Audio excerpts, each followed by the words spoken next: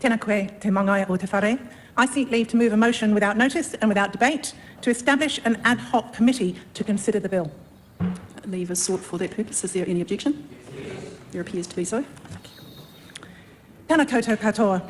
I stand before you with ambivalence about this bill, which proposes changing Aotearoa's electoral term from 3 years to 4, but only sometimes, and with no certainty in advance for voters.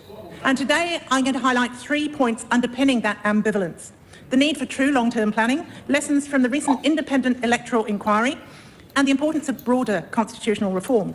Now, look, many people advocate for more time to plan for complex issues, addressing human health, particularly preventative measures, restoring nature, maintaining infrastructure. They're 30, 40, 50, 70-year projects. And really, whether it's 3 years or 4 years makes very little difference when you ought to be thinking several generations in advance. If we had that kind of inclusive, long-term, multi-party planning, we might not face issues like the flip-flopping on the ferries that risks isolating communities, undermining tourism and cutting supply chains. To leave a better future for generations to come, we need policies that extend beyond electoral cycles. Let's get rid of that rush undone by the next government. And my colleague across the House may recollect that one of our most effective processes was Our City, Our Future, which was a citizens' participatory process that actually shaped many aspects of council decision-making for several decades. And a local example of long-term thinking is Zealandia's 500-year vision. Now there's a challenge. Think what's going to happen in 500 years, not 5 months. The recent independent electoral inquiry raised some critical issues about New Zealand's electoral system, including the need to rethink citizen engagement to make democracy more responsive.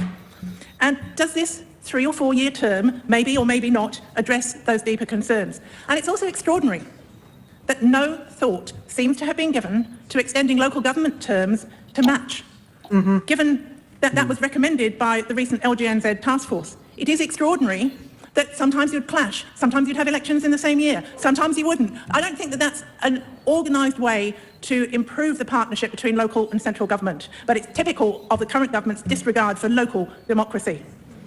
Real reform should focus on strengthening citizen engagement through participatory democracy at both local and central levels. And thirdly, addressing the broader issue of constitutional reform. We want a more comprehensive discussion. I appreciate my colleague's point that maybe this little point can be pulled out, but I would much prefer to value the work of Matiki Mai, the 252 hui held across the motu. And Moana Jackson set a high bar for constitutional reform, and this bill doesn't really meet those standards. There is far more public support for lowering the voting age, improving civics education and limiting donations to political parties than there is support for changing the term. So we will be cautious, we will support it to select committee, and maybe it can be sufficiently improved. Thank you. Yeah, I can kind of tell from that speech that Celia is not happy. Yeah, and she's actually an expert in that sort of field, considering that's the portfolio she holds in the Greens. Yeah, but also, it's great that she's bringing up parts from her mayoralty days.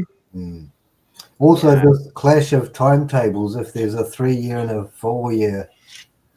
Yeah, and some people think that would be a great idea, and I'm one of I know what it's like when you get, as a candidate standing for office, getting a bunch of phone calls from people who live in different constituencies, who have got their local body ballot paper and going, who do I vote for? And I'm one of, I believe the regional council and the city council elections need to be split.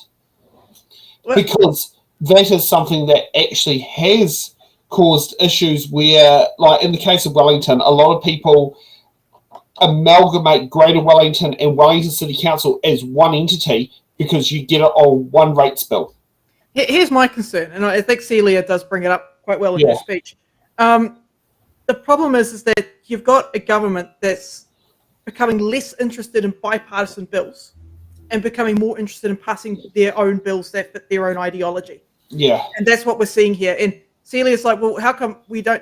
There are other mechanisms where we can do things on a bipartisan basis without having to extend out terms. Why are we going for this option instead? Where we're kind of flip-flopping 3 and 4 and 3 and 4 and 3 and 4 and putting voters in bloody limbo. I also like her point about this not ranking very high on the electoral reform priority list. Yep. Yeah. Yeah, that is so true. Yeah, it's interesting how lowering the voting age to 16 is ranked higher. Getting weed legalized is probably ranked higher. Well, is there a Supreme Court ruling behind this bill? No, there isn't actually. Really? Whereas there is a Supreme Court ruling on many bills that this current government does not want to do. Or in one case, there's one bill to completely circumvent a Court of Appeal ruling. Which to me is like, you know, a very bad approach to sit there and do things if you're just solely trying to get around other pieces of legislation. I don't I know. just know, though, from the history of what ACT has been proposing so far, that I know they're probably going to use this as a vehicle to pass more bills by. Thanks for watching.